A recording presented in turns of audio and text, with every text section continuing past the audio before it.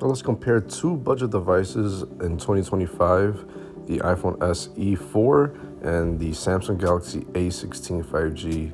I think both of these devices will sell a lot in 2025. It is the cheapest iPhone that you could get brand new from Apple, and it is the cheapest Galaxy phone that you could get from Samsung. Both of these devices will be heavily sold on prepaid, and a lot of people are going to choose these over the more expensive $1,000 to $800 flagship phones. So while the iPhone SE will be sold around $500 brand new, I think it's better to wait and get this device on prepaid, which will definitely be sold under $100, possibly even close to free, while the A16 5G is already being sold for free on prepaid, but it's still low enough, unlocked for around $200 if you get it on Amazon, if you want to use it with any carrier. So build quality is going to be the first thing. Although the iPhone SE is a budget phone, it still has glass in the front and the back, while the Galaxy A16 is going to be mostly a plastic device. So build quality is still going to be better on the iPhone. SIM card situation, I suspect that the iPhone 4 is going to go eSIM only, but if it does have that physical nano SIM card slot, that's a big win. You got more flexibility because the Galaxy only has a nano SIM card slot, which is still probably, I prefer that than eSIM only.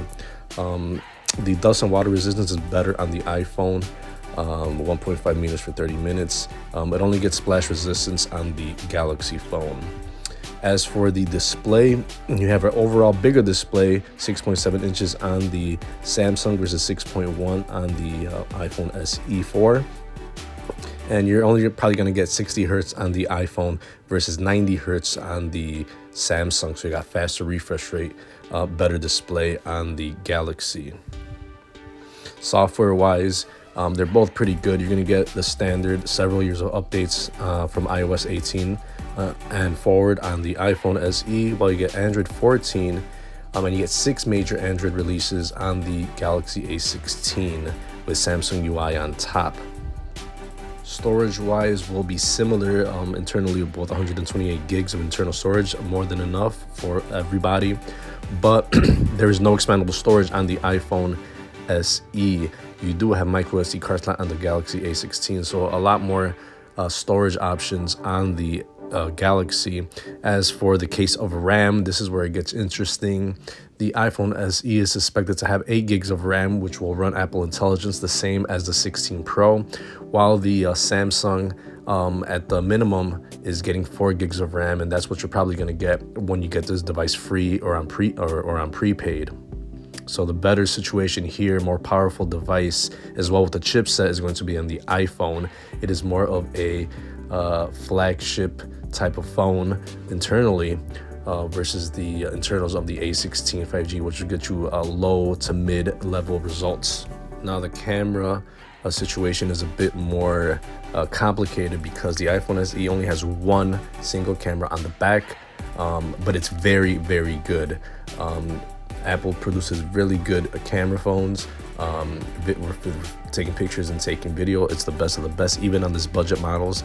The A16 has a flexible option on the back, having 3 cameras, 50 megapixel main shooter, 5 megapixel ultra wide, 2 megapixel macro. So it does have a lot of modes built in, but the overall quality of the video and pictures will be low to mid level quality. You're gonna need a lot of light to produce decent pictures. They're not going to be bad by any means, but they're going to be the videos are going to be a bit shaky, and in the dark you're going to struggle a lot with the quality. But you do have those options there to zoom in on your device, zoom in on your subject, and also have that ultra wide shot. So the quality is better on the iPhone SE, but you have more options on the A16. Now you're going to get Bluetooth 5.3 on both of these devices. Neither of these have a headphone jack. That used to be an advantage on the Galaxy, the previous model, but now we don't have that anymore. So it's getting closer to the iPhone when it comes to options.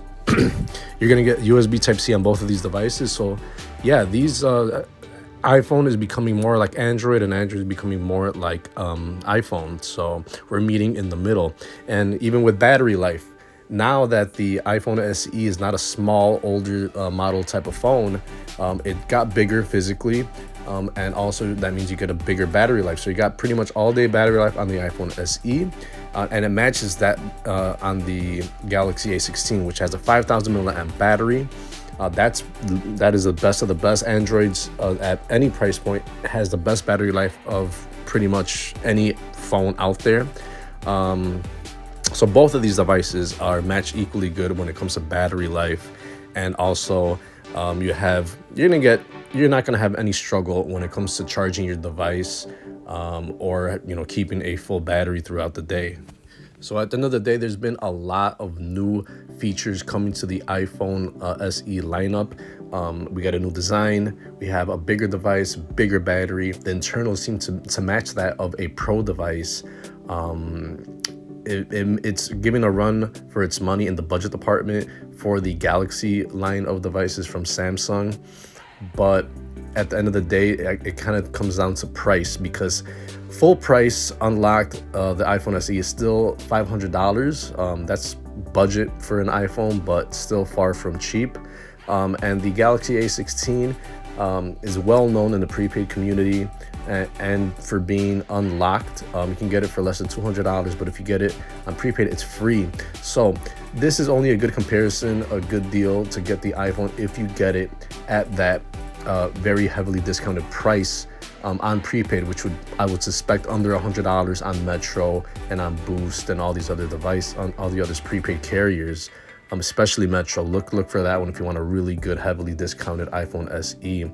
But apart from that, if you're not really into the software and the camera, that's gonna be the biggest differences between these devices is the software and the 3 cameras that are on the back of the Galaxy A16 versus the good quality of the single camera lens.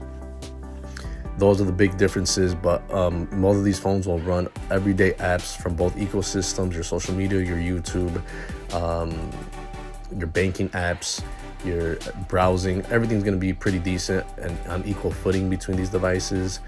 But I'd say that the better device overall to get would be a discounted iPhone SE 4 in 2025.